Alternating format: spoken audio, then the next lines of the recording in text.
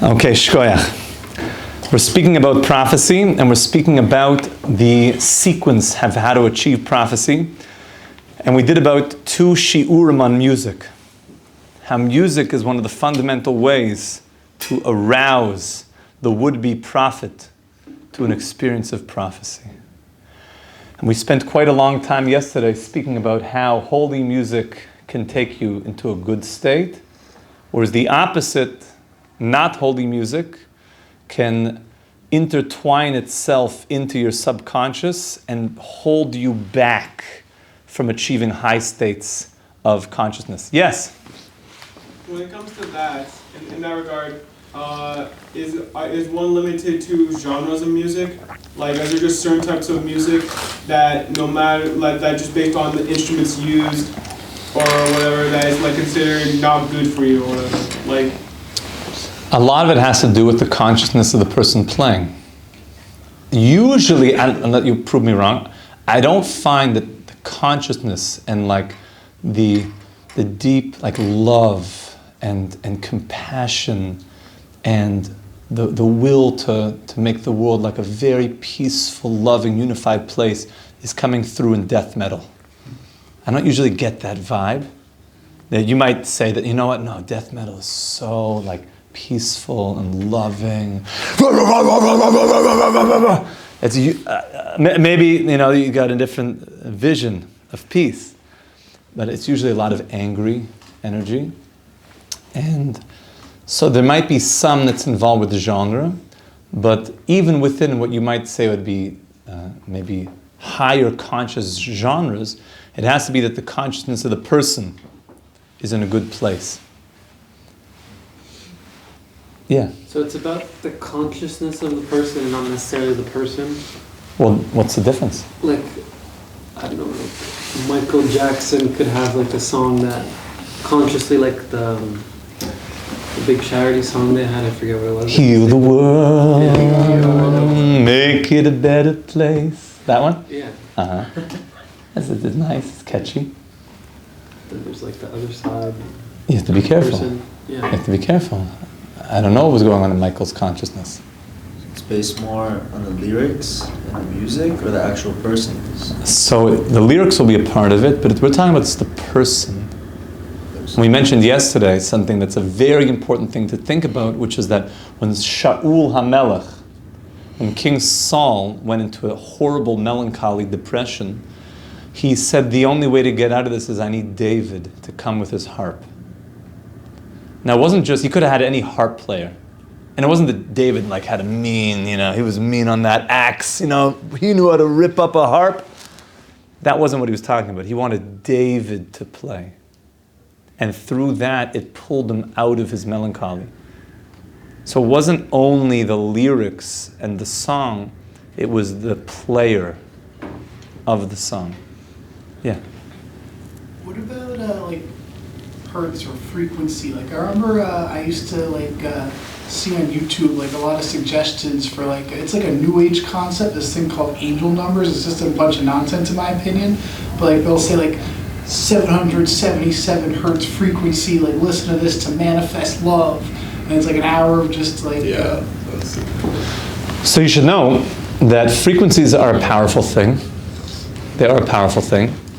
That we don't oftentimes think of our bodies like this, but our body is both, most of the time we think of our bodies as chemical.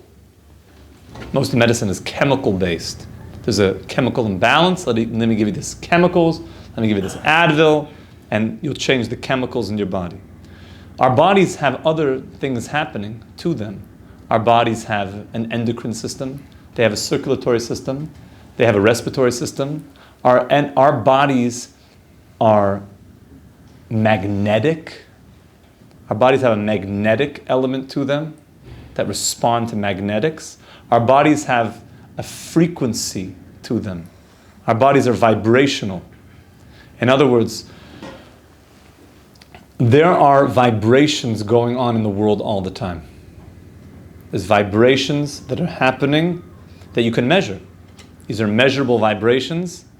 You can put instrumentation into the earth and measure the vibration of the earth. There are things that man creates that generally creates frequencies that are much more intense.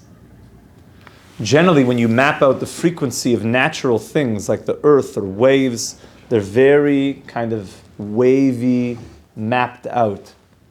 But the frequency and the energy of that thing is much more relaxed. When you get to more man-made things, you have a more, or let's call it digital, the frequency is more choppy. You could see it mapped out more like this. It's like high highs, low lows, and very kind of spike-like, as opposed to it being more rounded. That's an important thing to think about. My father always says that when music went from vinyl to digital, there's a major difference. Anybody here ever listen to vinyl? It's like making a comeback, you know what I'm saying? At least a few years ago it was making a comeback. Maybe it's on the out again, it's come back again. How does the sound of vinyl compare to the sound of digital? There's a warmth in vinyl, which is like a different thing. It's a different feel. Whereas digital has kind of a colder feel to it. It's not as rich. So too, when we talk about frequencies and energies, there are frequencies in the world that are a little bit more static, colder, jagged, intense, and our body responds to that. If you're getting a frequency that's very intense, like do-do-do-do-do-do-do-do-do-do, even though we are generally used to something much more relaxing, like the sound of waves. Why do you get relaxed when you hear the sound of waves? Because the frequency that's very relaxing. There's a vibration that's very relaxing. Whereas when you hear something that's very intense, it's like your cells being just like it's like intense. Electromagnetic frequency is very intense. It's a very intense thing. Yeah.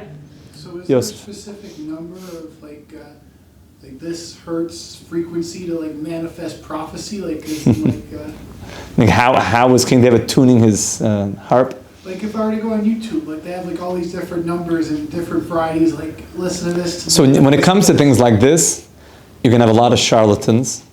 You're going to have a lot of snake oil salesmen. People that claim that if you just buy my tuning fork for, 3 easy payments of $99.99, you will achieve prophetic states like King David. So I would be careful of claims like that. I think you need to know that there's a lot of charlatans. But in its essence, do we believe in the power of frequencies? Yes. Frequencies are very powerful, and you should be careful of being around healthy frequencies and around unhealthy frequencies. And a person has to know that we're very electric, and we're very bioelectric and electromagnetic, and to pay attention to that. And you could measure these things. You could measure the electrical output. If you there's certain devices that you could put it by a socket, and you could see the static energy that's coming out of it, like a dirty frequency. You could have your cell phone off, then you could have your cell phone on, and all of a sudden you see this device goes nuts, and it's picking up on the electromagnetic frequency that's coming off that item. And then you could connect it to the internet, and it goes wild. So as well. So you have to be aware of this, is that these are things that affect us, but we're not always so aware of them. And are there people that are just charlatans and claiming like they could heal you of everything? I believe so. But are there more parts to the story that we're not always exposed to? And that a person who's a thinking human being, and for a Jew, one of the greatest things that we're here to do is think. And to be deep thinkers about everything. And to really look deeply into life. If frequency is something that's in the world, that Hashem made in this world, and it's something that affects me, I want to think about this. I want to make sure that I'm around a healthy electromagnetic situation. Now that doesn't mean that if I hear one person say, be careful of electromagnetic, dirty places, like you walk into a classroom, I can't be in here, the fluorescent lights, Rabbi, I'm out of here. So I don't think you have to, be like that. But maybe if every single day you're sitting around a certain dirty electromagnetic energy, you maybe want to think about that. I tell people, if you sleep with your phone beside your head, so your phone is emitting something. If you sleep with it beside your brain every night, I don't know, I would choose a different pillow, personally. You might want to be careful of that. That is just a constant energy that's running where your brain is trying to relax. So there's no wonder people have very hard time sleeping nowadays. They'll wake up after many hours and like, I'm just not rested. But I slept 8 hours, I don't know, I'm just, I'm like bags, I'm just tired. So these are things that as a thinking human being to think about. So music, back to us, is that so much of music is vibrational. There's a lot of vibrations that go into music. And to be aware of that. And real musicians, King David knew all these secrets. I'm sure he knew all the 424 hertz love frequencies, and he knew what to play to Shaul and how to tune his harp and his lyre accordingly. So he knew if David HaMelech was here, I think he could give you the right, data on how to tune your thing. But just because you saw somebody's blog that was talking about it, I don't think that they qualify necessarily. They may or may not. I would do your research to see exactly who this person is. Yeah. How would you classify the good frequencies versus bad frequencies or vibrations? So one of the ways that you could see frequencies is if you see that they're generally more rounded, and when they're mapped out, they're generally more peaceful. And there's a lot of science, there's people who know a tremendous amount that can show you and map out exactly when the frequency is being mapped out, how far it is between the ups and the downs. Generally, when the ups and the downs are very high and very low, that's a problem. And when they're very closely spaced together, that's also a problem. Which even just on a simple level, if you were just to draw that out, it kind of looks like humanity. Humanity is not so much anymore, just sort of peaceful, even keel. It's much more big high, big low. Fentanyl, depression. Real highs and real lows, and fast. A lot of the bipolar, very high, very low. And we're not giving any medical advice here, but we're just trying to observe that the frequencies in the world nowadays are very intense. The music, some of it is very intense. And by the way, you know who knows this stuff? The producers. They're making music that is super intense. There's not much symphony anymore. Classical music, you ever heard of classical music? It's a different thing. People played a little bit of the music to me recently. It was it was boom, bam, boom, bam, bam, bam. And the way people danced to it, I was whoa, it was convulsing. It's now you're going to say, but it's so impressive. Look how they move their body. I don't know, it looks kind of intense. It's very intense. And that's a kind of frequency that's whoa, you want to be careful. We want frequencies of love. We want frequencies of peace, and frequencies of connection.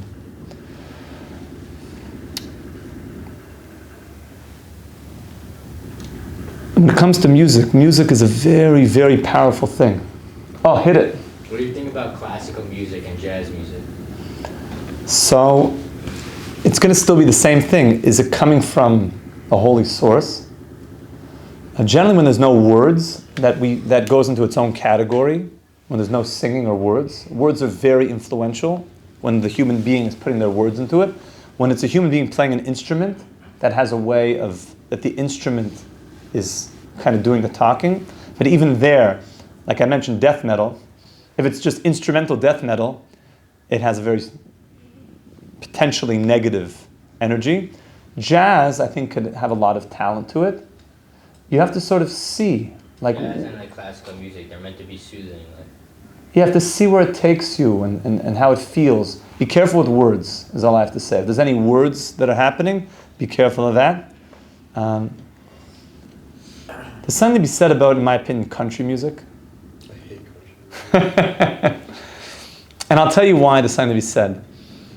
Is that it seems that a lot of country is like a person trying to, do tshuva, and they're trying to become better, and like, I lost my horse, and my girl ran away, and I'm sitting here by the bar, and another cup is just at the bottom. Oh Lord, won't you help me? And there's like a feeling like, I'm like, yo bro, like, your horse ran away, and your girl, and you're like trying to get out of it, you know what I'm saying? You're trying to start anew. I feel that. I feel like the tshuva there, as opposed to just something of like some rap thing. I'm gonna get with this one and like that. Whoa! Like, why do you have to just be shooting up things and like, what's up with that? And I got with this one and excuse my French. That's just pritzes and that's just nivel peh. And why I mention the country is like you hear like a certain hope of something, of like trying to be better. So there are sparks in music, but you have to be careful. Music is a very, very deep and vulnerable place that a person goes into, because when you listen to music, we mentioned is the sphere of malchus, which means it's very influential, so you feel like it influences you. It's very influential. Musicians are very influential. It's crazy, just the old footage of a Beatles concert. That says it all. The girls are fainting, pulling out their hair like, John, I love you. You never met him. He doesn't even know who you are. I love you, John. How could that be? It's that the music is very influential. So even if you guys are listening to your Spotify playlist and you're not like ripping out your hair, Justin, you're awesome. Even if you're not doing that, there's still a feeling like, be careful, because whatever he's into, that's going into you. Yeah, Carlos? I was just wondering like what your thoughts were. Like during Hanukkah, I was with my friends who live out in like Judea, like a little bit past Modi'in, and we went to like the cave like Matityahu, like the grave, during Hanukkah. So it was like a huge like party, and there was like a DJ and they were playing like like just like very like fast like techno music, but like people were like davening to it, like it was like a lot of like it was like a very like hippie vibe, like like super like long pants, like everyone just like but it was like weird because like in a way it was like you said like it was like a hippie rave. Yeah, exactly. But it was with like, pants. The name of Hashem, which was like rave. Super interesting, So if you feel that this music is holy, and you feel that it's being done in a holy way. Now, I don't know, I'm not making any judgments, but if in this hippie situation, it was boys and girls dancing together, or boys watching girls dancing and girls, then that concerns me. The girls weren't dancing. They were just watching. It was such a weird like setup, because I don't know what it's like in Modi'in, like the Matityahu, you know what I'm talking about? So like there were like obviously people in the cave in like the little tomb thing, like davening and everything, and then there's like different like groups of people, but there was like a DJ and there's like a huge thing. It was only guys though, and then like the girls were like with like their families like off to the side, because like everyone goes, like all types of Jews were going to the tomb, to like pay respects, So I think the thing has to be thought through is like, is this the spirit of Hanukkah?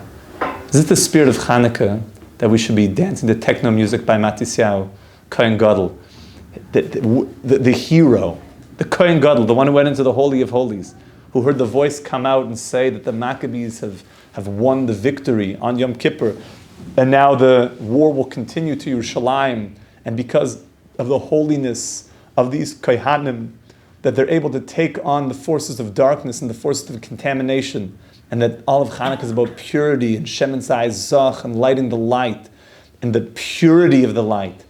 Is this the spirit of Matisyahu? Or more the spirit of Matisyahu, maybe more through prayer?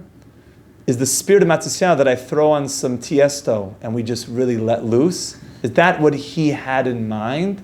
So that's something that I want each person to think about. To think, was that the vibe? I'm not passing judgment on that party, but I'm saying that it's something that should be thought through. Do I feel this really is in the spirit of who the great Maccabeim were and the spirit of what they represent now? And then to think through, is this... Now, it could be... There's a place for, real just dance. Dance is great for your cardiovascular health. I'm into that. You could achieve great levels when you get to like a certain ecstatic dance state. That's a very important thing. In my past, I went to a lot of Fish concerts. So for me, that was a spiritual experience. But do I think that there's higher expressions of that and maybe pure expressions of that? I think so. And to think through, is this something that I would want to do next year? Is this something that I think going forward, this is like the vision of what I think Hanukkah is all about? Because Jews want to make very intelligent choices all the time. Or maybe at this time in my life, this is something that I think is appropriate, but maybe I think it could be more refined, we could do it better. The main thing is just to think through things. Yeah. Yossel. So to Carlos's question, it sounds like from what you're describing, these are like the Nana Chevera? Yeah. It was like just interesting to me because first of all, I'm very new to all this so it's interesting to see a group of men, of Jews to interpret Judaism in that way. I was just asking what you were thinking, what you So thought. sometimes there are Chevra, the Nana Chevra, Yeah. that basically go around with like a bus. The bus, and they're jumping on the bus and they're singing and dancing. So it could be that the party wasn't actually something that was organized. Sometimes the Nana Chevra just kind of pull up, and just next thing you know, guys are dancing on buses and everyone's dancing, and it's so sometimes the idea of the Nana Chevra is that Rabbi Nachman teaches us that you really want to do anything possible not to become depressed. At the red line that we don't cross is depression. That King David teaches us, Ivdu es Hashem b'simcha, that we serve God with happiness. And the real trademark of a Jew is that he's happy. That's the way it's supposed to be. It's not this hunched over, krechsa, oy. You can say an oy once or twice, as long as you have a smile as well. And even if the smile is not always so open on the outside, you're smiling on the inside because you're happy. You're so happy that I'm alive, I'm being created, I have mitzvahs. I love you, Hashem. That's the spirit of the Yid. So the idea sometimes that Reb Nachman points out is that, let's say you're feeling like, I don't know, I'm not doing so well. You should really be willing to do almost anything, God forbid not sin, to keep yourself happy. And Reb Nachman says, even jumping up and down and singing and clapping, meaning things like, if you feel yourself descending into not the greatest state, then do whatever you can to be happy. So one of the ideas of the Nana Chevra is they have their bus, they go around, and when they show up to jump in and sing, you can't help but feel a bit they're hopping, but these guys have excellent cardiovascular health. They dance and jump so much. Usually with their hands above the head, that's very good for your circulation. I'm not playing it. That's unbelievable for your cardiovascular health. They're very fit. A lot of them have very good shoe support and ankle support because they're jumping all day a lot and singing at the same time. That's amazing for your health. So when they come around and they're dancing and they're singing, it picks you up. So some of them feel they have a mission to go around, sometimes, at a red light, when the cars are all stopped and all of a sudden the bus and the guys and dancing, I think it turned green, time to go. I think they're there with a mission, we just want to help people to feel happy. They feel like that's like a sacred mission in many ways. Sometimes there's other things you're supposed to do in life besides that, like go through Shas and Poskim, and I hope that all Jews are going through the entire Torah. But if that was the case at this party, it was like some Nana Chevera that came by and made some music. So it may be that they just felt that they wanted to come and do like a love riot and just be able to help people to feel more connected. So Bezrat Hashem, we're completing this section on music now. We're going to be continuing in all the journey of prophecy together. There's a lot of detail we're going to be going into in the Rambam about how prophecy works. We're also going to see the difference between the prophecy of the Rambam, how he understands prophecy, and the prophecy of the Ramban. We're going to see examples in the Torah, how stories that you know in the Torah, famous stories, are seen in totally different ways based on the prophetic vision of what the Rambam sees prophecy as to what the Ramban sees prophecy as. We'll go into the breastplate of the Kohen Gadol and the Urim V'Tumim, and the role of that, which is a prophetic device, and how that functions. And I'm looking forward, my dear friends, to going on the journey together. Have a wonderful day. We should be zeicher to be together today in the Beis HaMikdash with Mashiach Tzidkeinu B'mhir of Yameinu. Amen. Amen. Have a wonderful day.